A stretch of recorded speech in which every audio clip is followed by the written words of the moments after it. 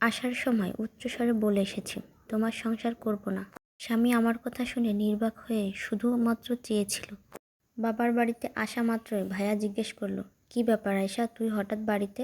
কেন, আমি কি আসতে পারি না, নাকি আসা বারণ আছে? আরে সেটা বলি নাই, তুই তো আসার আগে বলে আসিস, কিন্তু আজ বলে আসলি না, এজন্য বললাম।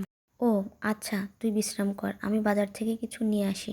এমন মুহূর্তে ভাবি বলে উঠল, বাহ, দরদ দেখি উতলে পড়তেছে বোনের জন্য। আমার বাবা মা আসলে বাজারে যাওয়ার নাম গন্ধ থাকে না। এদিকে বোন বাড়িতে আসা মাত্রই বাজারে চলে যাচ্ছে।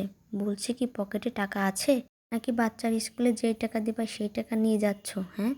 ভাবির এমন কথায় ভাইয়া বলল, আরে এমন করে বলতেছো কেন, বুঝলাম না। তোমাকে বাজারে যেতে হবে না, বাসায় যা আছে আয়শা সেটাই খাবে।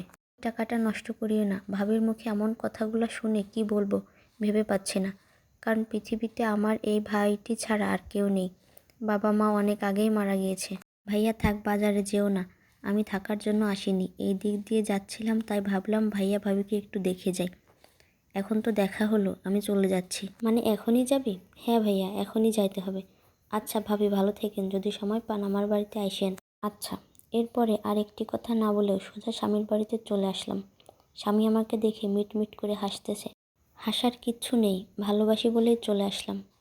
হ্যাঁ জানি তো। শোনো, তুমি রান্না বসাও, আমি বাজার থেকে কেনাকাটা করে আসতেছি। আসলে বিয়ের পর যদি সুখের কোনো স্থান থাকে সেটা স্বামীর বাড়ি। স্বামীর বাড়ি থেকে ঝগড়া করে একবার নিজের বাড়িতে যান, বাস্তবতা বুঝবেন।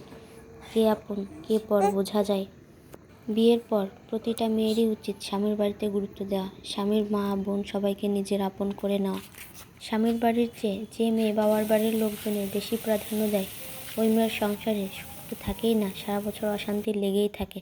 বাবার বাড়ি যদি সারা জীবন একটা মেয়ের জন্য শান্তির জায়গা হতো, তাহলে আল্লাহ তাআলা বিয়েকে ফরজ করতেন না, তাহলে সারা জীবন বাবার বাড়িতেই থাকা যেত।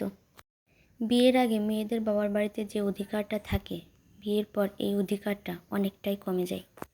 বিয়ের আগে যেখানে সারা ঘরে কাপড় চোপড় সরানো ছিটানো থাকতো, বিয়ের পরে দেখবেন ঘরের এক কোনায় কাপড় রাখার জায়গাও হয় না বাবার বাড়িতে। বাবা মা একটা সময় দায়িত্ব নেওয়া বন্ধ করে দেয়, সন্তানও একটা সময় দায়িত্ব নেওয়া বন্ধ করে দেয়, কিন্তু স্বামী এমন একজন মানুষ যে সারা জীবন একটা মেয়ের দায়িত্ব পালন করে।